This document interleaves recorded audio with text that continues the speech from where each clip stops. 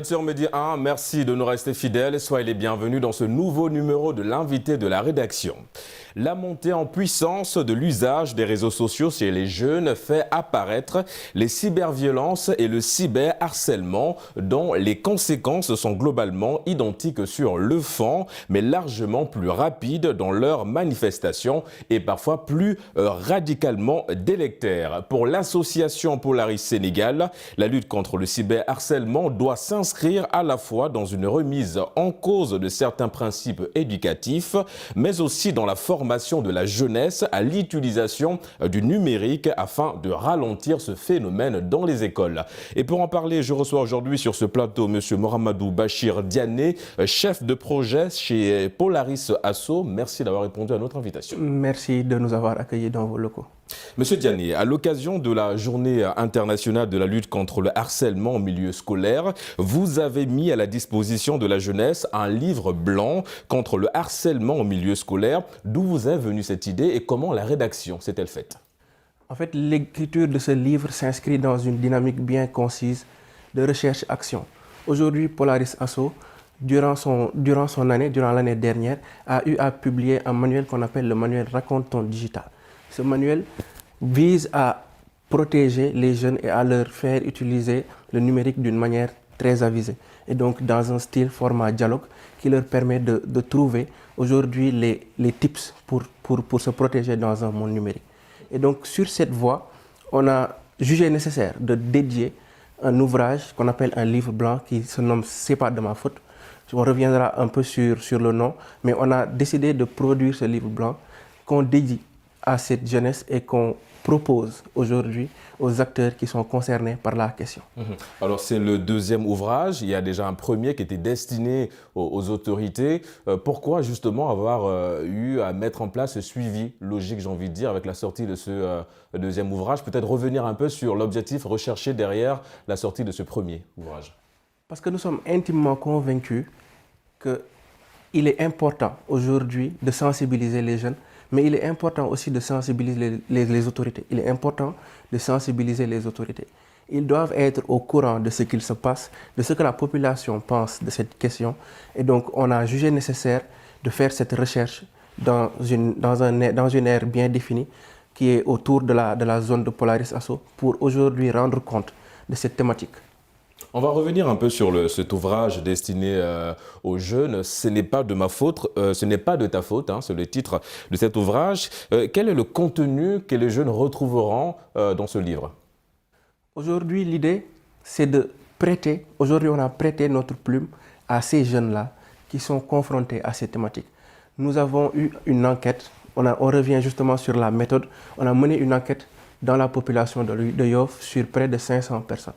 500 personnes qui sont revenues sur des critères de définition du thème, sur les caractères sur lesquels ils le basent, sur les sentiments que ça leur procure et sur l'engagement justement que l'État doit avoir sur la question. Et donc cette recherche a été faite pour proposer justement à la population notre plume pour pouvoir porter le combat à une échelle plus haute. Alors, votre association Polaris Asso, vous multipliez des initiatives de lutte contre le cyberharcèlement envers la jeunesse.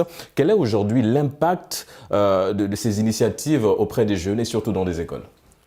Aujourd'hui, ce livre blanc a été accolé à une pratique action. C'est-à-dire, on est en train de mener une sensibilisation, une large sensibilisation dans les différentes écoles, dans les 14 régions du Sénégal. Aujourd'hui, on en est presque à 5000 jeunes lycéens, collégiens qui sont sensibilisés sur ces questions de cyberharcèlement.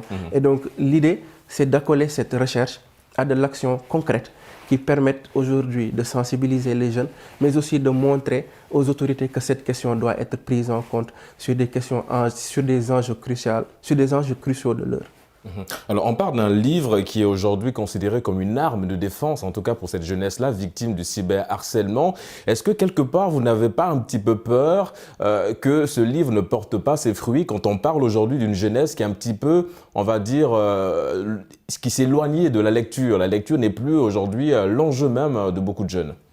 Alors, Polaris Asso s'inscrit aussi dans cette dynamique de s'adapter à son public. Aujourd'hui, un livre blanc a été produit, mais beaucoup d'autres d'autres livrables, d'autres Ouvrages, d'autres livres. beaucoup d'autres ouvrages, mais des contenus qui sont bien plus adaptés aux plus jeunes, que sont des vidéos, que sont des contenus audiovisuels, des contenus audio et des traductions en format local, langue locale, pour que tout le monde puisse comprendre la portée de la question. Aujourd'hui, on est en train de traduire l'ouvrage, on l'a traduit en anglais, mais des thématiques seront traduites sur des contenus audiovisuels qui permettront aux jeunes de s'enquérir de la situation. Mais ce serait possible de retrouver l'ouvrage en version Wolof, par exemple. Il serait possible de le retrouver en version Wolof, mais dans un contenu bien différent. Parce qu'aujourd'hui, produire un ouvrage en version Wolof écrit, ça peut être compliqué. Mais donc, on aura à privilégier des formats podcasts, des formats audiovisuels qui permettraient à tout un chacun d'être informé et avisé sur la question. Comment aujourd'hui, selon vous, M. Diané, les chefs d'établissement peuvent-ils renforcer à leur manière la lutte contre le cyberharcèlement à l'école? Alors, vu l'expérience, les chefs d'établissement sont très séduits par cette thématique. Je m'explique. Aujourd'hui, les écoles sont très concernées par ces questions et on se rend compte de plus en plus que les identités changent, les identités se confrontent et se confondent.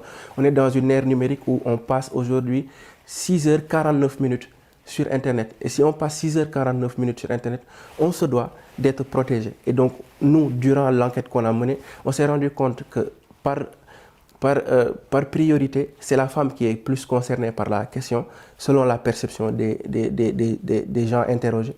Mais en deuxième position, c'est l'enfant qui entre en question. Et c'est l'enfant aujourd'hui. On va dans le sens de créer une masse critique de jeunes qui seront acteurs de leur propre protection. Et en parlant justement de cette initiative, vous avez lancé le programme Banlieue numérique.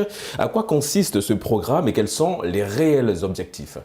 Alors, le programme Banlieue numérique s'inscrit dans une dynamique qui nous a fait comprendre que le numérique posait des fractures. Et la banlieue fait partie de ces zones dans lesquelles le numérique a un plus grand taux de pénétration, mais ne parvient pas, la population de la banlieue ne parvient pas à se voir en fait, dans cet outil-là. Et donc, dans le programme Banlieue numérique, il y a une partie sensibilisation, mais il y a aussi une partie formation. La formation s'inscrit dans des métiers du digital.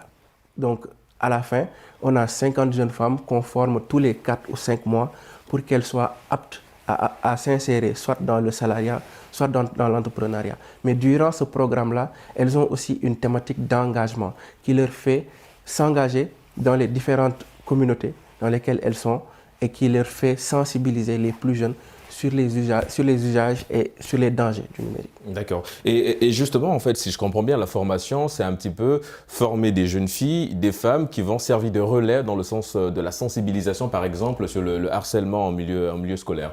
Oui, parce qu'on est convaincu aujourd'hui que cette thématique doit être prise par la jeunesse.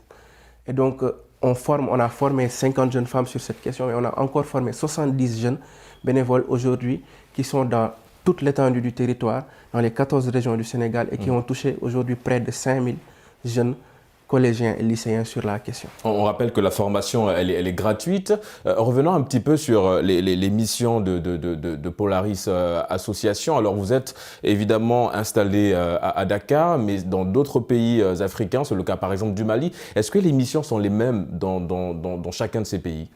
Les missions se ressemblent parce que les problématiques sont à peu près identiques en Afrique de l'Ouest. Et on tend aujourd'hui à faire en sorte que toute l'Afrique de l'Ouest soit consciente des problématiques qu'il y a dans le numérique et puissent aujourd'hui prendre leur part et jouer leur rôle, jouer leur partition. Et donc, Polaris Asso est au Mali, et en Côte d'Ivoire et au Bénin et transmet justement ces modes d'occupation de l'espace, ces modes d'engagement à ces pays, à ces différents pays-là. Et depuis quand l'association existe-t-elle? L'association existe depuis 2019. Elle a été créée en France, association de loi 1901, mais aujourd'hui, elle a été créée par un jeune qu'on appelle Ousseynou Gueye, mais qui a jugé nécessaire de revenir dans son pays pour aider les jeunes à mieux utiliser le numérique, mais aussi à se prémunir de ces dangers. Monsieur Diané, le phénomène gagne du terrain en ce qui concerne évidemment le harcèlement en milieu scolaire. Les cas se multiplient. Est-ce que vous avez la sensation que c'est une guerre abandonnée quelque part? On a la sensation que c'est une guerre abandonnée dès le moment où on s'est rendu compte que 73% des personnes qui ont été interrogées pensent que le cyberharcèlement a un plus grand impact sur la personne que le harcèlement en réel. Et donc aujourd'hui, nos identités réelles et nos identités virtuelles se confondent. On est dans un milieu numérique où un homme peut être une femme et une femme un homme. On peut être jeune, vieux, moi noir, je peux être blanc dans le numérique. Donc aujourd'hui, comment est-ce qu'on fait pour que nos jeunes soient conscients qu'il y a une question cruciale qui est le numérique et qu'il faut se prémunir des dangers qu'il y trouve. Merci à vous, Monsieur Mohamedou Bachir Diané. Vous êtes chef de projet chez Polaris Asso. Merci d'avoir répondu à notre invitation. Merci à vous. C'est la fin de ce numéro de l'invité de la rédaction. Merci d'avoir suivi. Excellente suite des programmes sur nos antennes.